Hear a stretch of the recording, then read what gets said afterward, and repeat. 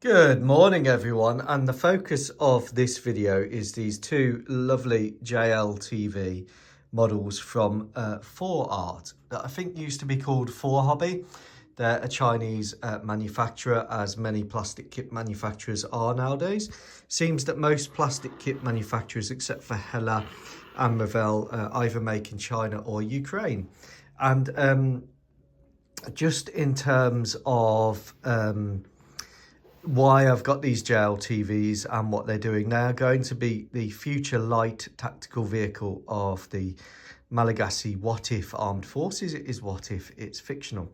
Now, to understand why these vehicles are going to be used in the amphibious and airborne brigades primarily, and then going to be pushed out into all the other parts of the armed forces, we need to look at the Malagasy infantry section. Now, the Malagasy infantry section, Whatif land, is a 9-person section, which is kind of one more than the British section, which would be 8.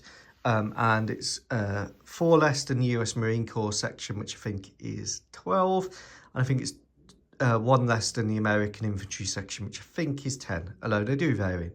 Now, the reason they've got 9 is because it breaks down quite nicely. So each fire team, 4-person fire team, has 1 GPMG, 1 LMG, which is like a 5.56 LMG, or a sharpshooter rifle.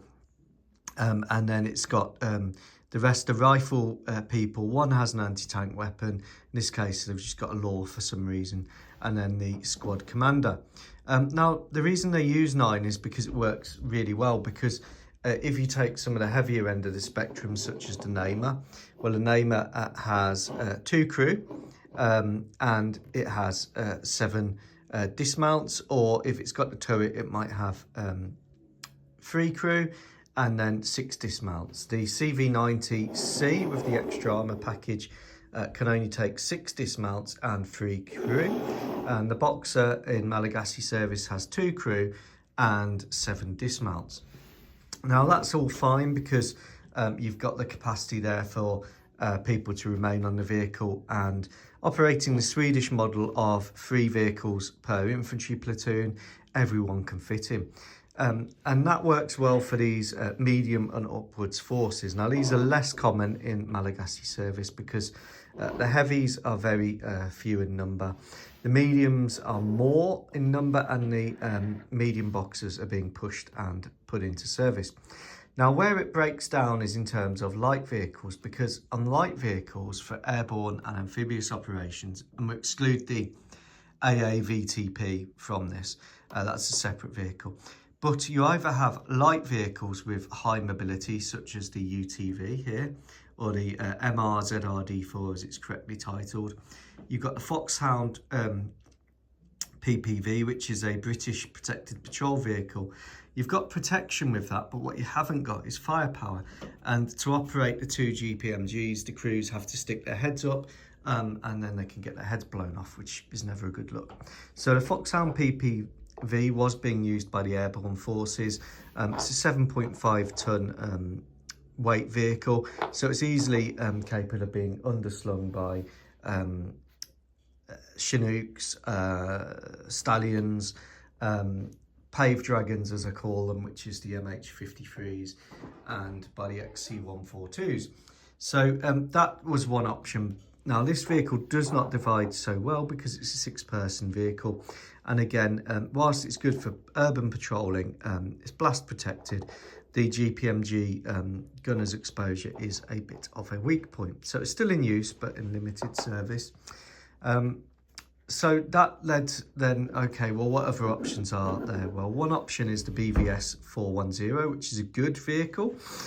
It's amphibious, and it can be underslung by a Chinook or a pave dragon. So it's quite a good vehicle, 9.5 tons, remote weapon station.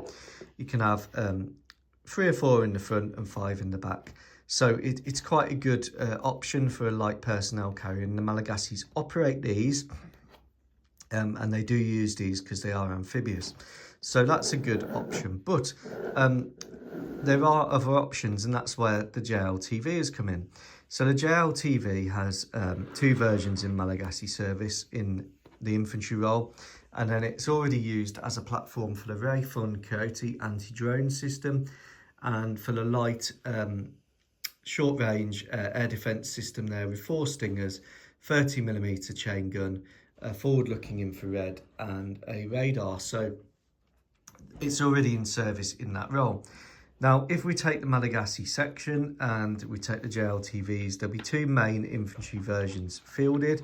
There may be a utility version when someone makes it. Now, Foreart make these kits and they're incredibly detailed. They're just absolutely superb. The kit comes with a range of turrets. It's essentially the same detail level as a 1 in 35 kit. It is so detailed, it's unbelievable.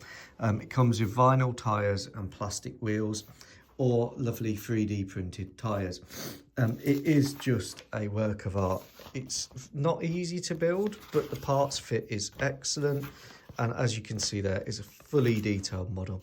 So whereas these JLTVs are a Badger 3D printed, these are proper model kits, and they come with etched little mirrors there. They come with etched parts. They come with full interior detail, which I haven't bothered with.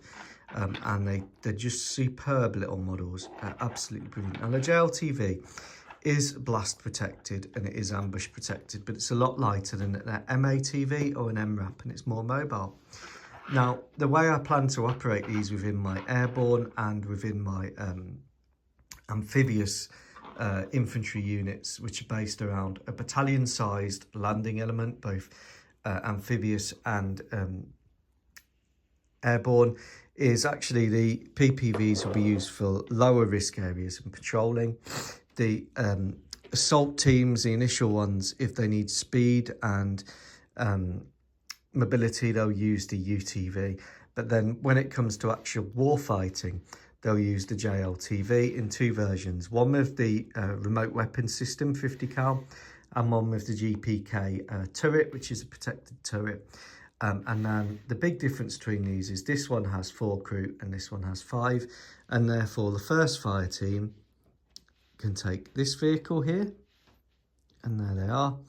And then the squad commander or section commander and the second fire team will take this vehicle here.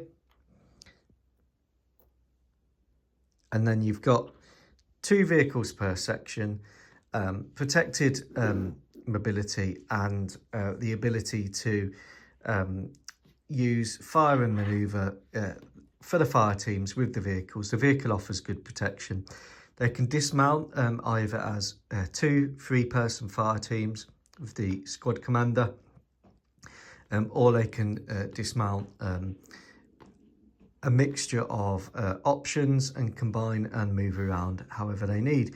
So you can have 1 person in the vehicle, dismount the other 3, 1 person in this vehicle, dismount 4, and then you've got the a good amount of dismounted troops and a good amount of mounted for firepower, moving backwards and forwards, using the 50 cal as suppression. So this is what I plan to use mainly. As you go up to the medium forces, you then get to the Boxer and the CV90, and they're going to be the most common medium vehicles. The heavies are really going to be based in Madagascar and primarily now go to the reserves. The BV410s, they're going to be with the amphibious units, mainly because they are amphibious. And then, of course, you've got the AAVTP7, which is used for specific landing of troops. So I hope this helps. These are absolutely lovely models, and that is the idea of how the airborne and amphibious units will primarily be equipped now. The PPVs will probably be used as command vehicles or further back, and then you've got the JLTVs, specialised versions, to do the air defence roles and other specialised missions. The JLTV is a standardised platform. It's going to be a big purchase from US contractors, and if they do introduce a utility version, you'd have 7 as a minimum per platoon, and then you would have 1 utility version, and that's really what I'm looking at doing. So As you can see, the battalion's got a range of options, and this is a good one, I think, for light tactical protected mobility. Let me know what you think. Take care. Goodbye.